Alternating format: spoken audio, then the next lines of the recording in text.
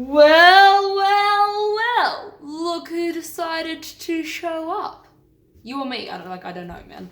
Hello, YouTube, it is May. Welcome back to me. It is 2020, and this can be my third video of 2020. Wow, I will actually, hopefully, be keeping up with a posting schedule. Well, currently, semester hasn't started yet, but let's be optimistic at the minute. Woo! And also, I'm currently pretty up to date with my reading. I have currently read 4 books already in the year, and I've seen this video go about a bit, and I've decided that I really want to do it because there is nothing better than cataloguing the best books of the decade. Well, like 9 years, because we don't know what is the best books of 2020. Although, like, QQ, probably my next video will be my most anticipated releases for 2020, so probably, spoiler alert, it'll probably be one of those. From 2010 to 2019, and as this will probably take a while, let's get going. A few little quick rules for this. The year that I'm stating them for, that they were released in, is not necessarily the year that I read them in.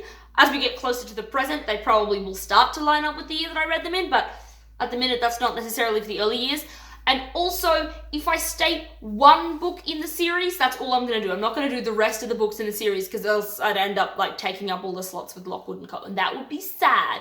We're not going to do that. In 2010, a book that I super loved that came out was I Shall Wear Midnight by Terry Pratchett. I think it has 5 books in the series, the last book, The Shepherd's Crown, being the final book that Terry Pratchett actually wrote before he died. I Shall Wear Midnight, I'm fairly sure, is the 4th book in the series. But the first book is called The We Free Men. I don't actually remember when this book was released, I'll put it here, but all the books follow a girl called Tiffany Aching. She is the 6th in a family of 7, mostly of girls. She has 1 younger brother. She's a girl who's read the entire dictionary. She reads lots of fairy stories. She lives on a farm. She has brown eyes and brown hair and has decided that given all of the blonde-haired, blue-eyed girls are all the princesses, then when she grows up, she's gonna be the witch because, you know, being the princess is fairly boring anyway, and why can't they just save themselves? Anyway, Tiffany is then kind of thrown out of all of that when her younger brother is captured by the Queen of the Fairies, and she teams up with the Wee Free Men, or the Knack-Mack-Feagles, which are tiny little, super strong, very drunk, kind of Scottish pixies, who themselves were kicked out of fairyland for being too drunk, and go and find her younger brother and rescue him from the land of the fairies. This book is both incredibly funny, amazingly whimsical, and at the same time holds some kind of scary things to think about a lot of the time. Then, like all of Terry Pratchett's books, it actually continues this amazing integrity of that kind of flow of things throughout the entire series of just really a meaty book to think on, but then while you're reading it, an amazingly fun time to just laugh and enjoy the words because Terry Pratchett writes the best words. He knows words and he writes the best words. Terry Pratchett is my favourite person. Moving on to 2011, we have The Wise Man's Fear, written by Patrick Rothfuss. Now, The Wise Man's Fear is the sequel to The Name of the Wind. I think this was released like 7 or 8 years after The Name of the Wind. Like, Patrick Rothfuss is a slow man. We're all wondering, there's Doors of Stone coming out! Oh my goodness, can you please give it to me right now? If you have not heard, this is an incredibly popular series. The first book, The Name of the Wind, is about a guy called Kvothe who is telling his life story to a chronicler. Basically, he was an orphan that grew up in a troupe of traveling performers, and then he goes off to a university to learn a bunch of different magical disciplines. At the same time, he is a bard and really likes playing music, and then also has a really complicated wannabe love life because he doesn't have one, but he kind of likes this girl, and it's just a perpetual thing throughout the whole series, which is a good time. I say whole series, there's 2 books. Anyway, incredible writing, just the story is so epic. Moving right along from the heartbreak that is Doors of Stone not coming out, and I mean The Wise Man's Fear, 2012. In 2012, The Last Dragon Slayer by Jasper Fforde hit the shelves. This is probably the first book that I read actually the year that it came out. The Last Dragon Slayer is just, oh, what a hoot. It's so funny. This is a series. The Last Dragon Slayer, if you don't know, follows a girl called Jennifer Strange. She is a foundling, and all foundlings in the ununited kingdoms are kind of like looked down on as very much third-class citizens, and they're made to do all the horrible jobs.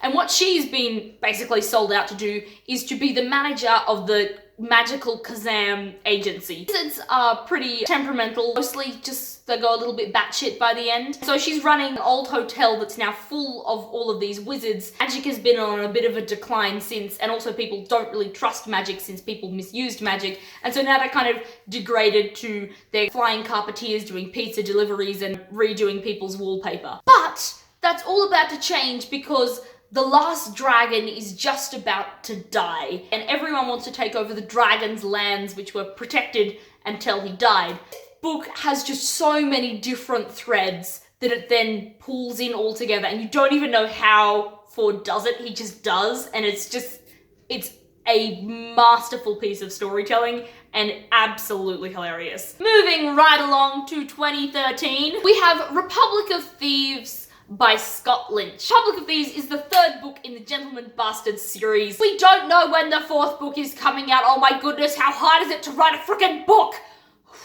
The first book, The Lies of Lachlan Morrow, follows a kid who, again, is an orphan. Wow, I read a lot of books about orphans. I'm really just seeing a trend. Maybe I should kill off my parents. It would make things more interesting, apparently. Locke is a trained thief. The book is set in two different timelines of when Locke was a child versus now when Locke is an adult with a bunch of his other thief friends. And they are not just regular thieves, they're con artists.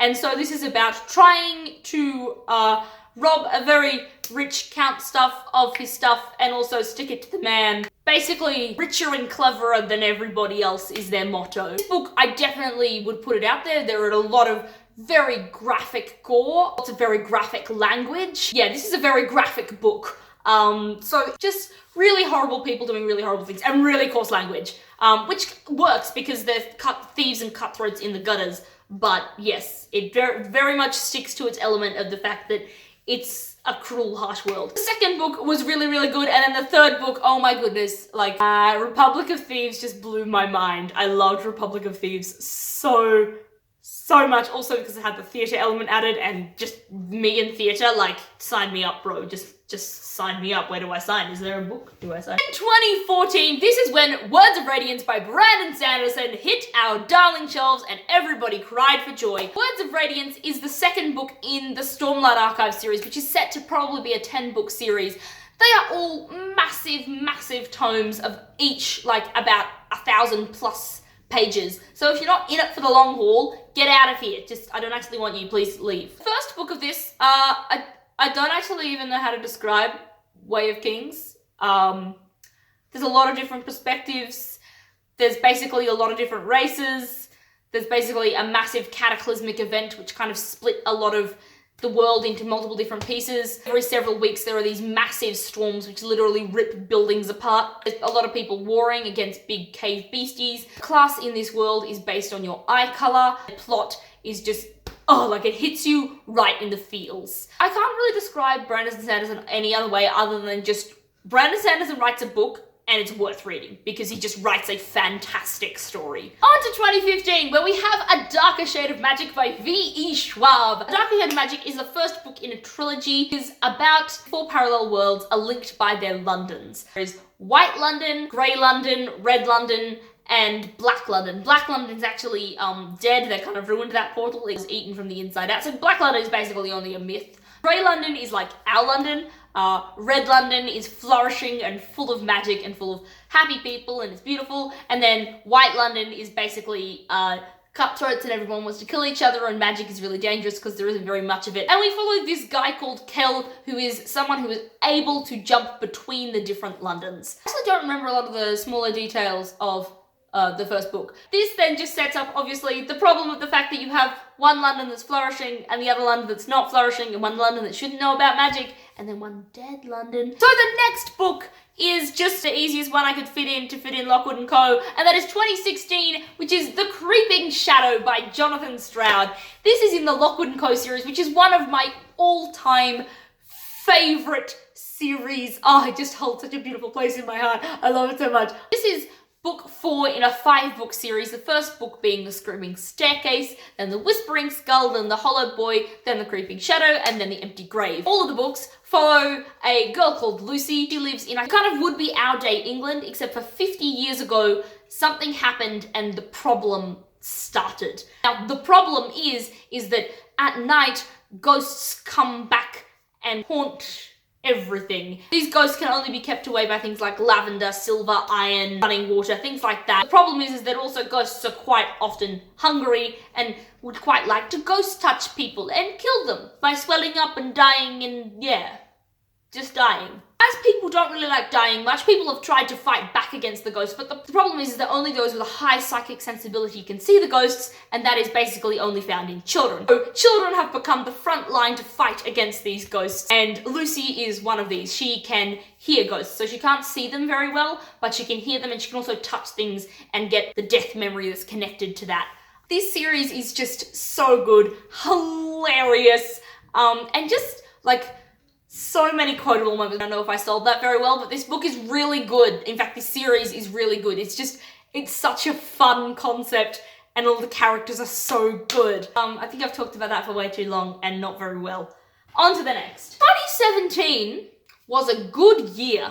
Cressida Cowell decided she would release not one but 2 books, and those were both in the same series, and that is The Wizards of Once and Twice Magic. Yeah, I was about to say not 3 times, but that's the 3rd book. It is set back before the Iron Age, before Britain was Britain. There are sprites and magicians and fairies and etc. And there are the 2 warring tribes. There are the wizards and the warriors. The wizards have the magic, but the warriors have the iron, and magic cannot penetrate iron. The son of the chief enchanter is called Zar, and the daughter of the queen of the warriors is called Wish. Wish, for some reason, has an enchanted iron spoon, and Zar, his magic still has not come in yet, which is weird because it's meant to have. Then you have the 3rd element chucked in, which is the witches, which are awakening, and the witches would like to eat small children that have magic. This is one of the cutest middle grade series ever. It is full of pictures. I have an entire review for this. If you want a nice me ranting about it lots, I guess check out my review for it. 2018, oh my gosh, here we go. Drum roll please. 2018, one of my favorite things ever, and that is Wondersmith. Wondersmith is the 2nd book in the Morrigan Cry series. I don't know if it has another name. The 1st book being Nevermore, and this 2nd book, Wondersmith, by Jessica Townsend. Oh, these books are so good. I actually have reviews for both Nevermore and Wondersmith because I love this series so much. The 1st book, Nevermore, follows a girl called Morrigan Cry. Also, the 2nd book also follows Morrigan Cry. Morrigan was born on Eventide, and therefore everything in her entire area is blamed on her. She is the misfortune that brings misfortune to everything. And the biggest misfortune of all is that she's doomed to die on her 12th birthday. Now, also in this book, when children reach the age of 11, schools send out their bid letters to children that they'd love to apprentice at their school. And everyone who doesn't get a letter gets to go and do all the boring jobs, like being cleaners and maids and cooks and things like that, because that's how you keep a good dystopian society. Yeah, lots of this is very dystopian, but it's quietly dystopian. It's the dystopian that an adult can see it's dystopian, but a child, maybe they do, maybe they don't. They don't have to. On the eve of her 11th birthday though, Morrigan has this weird stranger who comes and whisks her away to the land of Nevermore. It definitely solves her problem of dying. It's an incredibly well-crafted story. If you haven't read this, I would honestly go check it out because it's one of my favourite books of all time. We're on to the last one, everybody. We actually shared my favourite books of 2019 with Wondersmith, and that is Ninth House by Leigh Bardugo. This book is the 1st book in I have no idea how many books she's meant to make in this series. I probably should have done more research before. Whoops. About a girl called Galaxy Stern, Alex for short. Alex has had a really traumatic life from the fact that she can see ghosts and no one else can, and especially in school that made everyone think she was kind of cuckoo. It helped her to fall then into the wrong crowd. She then fell into lots of drugs and abuse and dead-end jobs and lots of horrible boyfriends, ending with her being the last survivor in a multiple homicide. At her hospital bedside, someone comes and makes her an offer. This person is from Yale University, and they work with basically an occult thing at Yale University, and they would love to apprentice her to their work that they're doing, which is kind of underground work, because not many people really know much about that kind of stuff, and especially if someone can see ghosts, no one believes you. Except for these people, they believe her. Then have 2 timelines basically going on of like her past and learning about kind of what happened in her past, and now the present mystery that's going on. It's a bit of a mystery thriller kind of feel. The way we got to slowly see Alex grow was just really, really nice. Now, the reason why especially her growth was so important was because this book has so many trigger warnings, like all the, the Poppy War, like, yeah, violence, abuse, child rape, drugs, lots of bad language, lots of gore, lots of like, just basically, if you are sensitive to triggers, this book has all of them. Maybe don't touch it too much. So I think those were the best books of this past decade. Not counting 2020, this past decade, yeah. If you have read any of these or you agree with what I think, please let me know in the comments below. Wow, that rhymed. Oh my gosh, I'm such a poet. I'm so good. I've probably said that a billion times and not realized it rhymed. It has been a really good decade of reading, and I'm really thankful to YouTube because I think it has helped me to read a lot more. I will see you guys next time. Bye! Ouch! Oh, I was trying to learn to do backflips and I hit my leg. It was a bad time. And other words. Yeah. Does anyone know if 2020 will be the Doors of Stone year? Can someone please just tell me? Also, Thorn of Emberlin. I also want that too, please.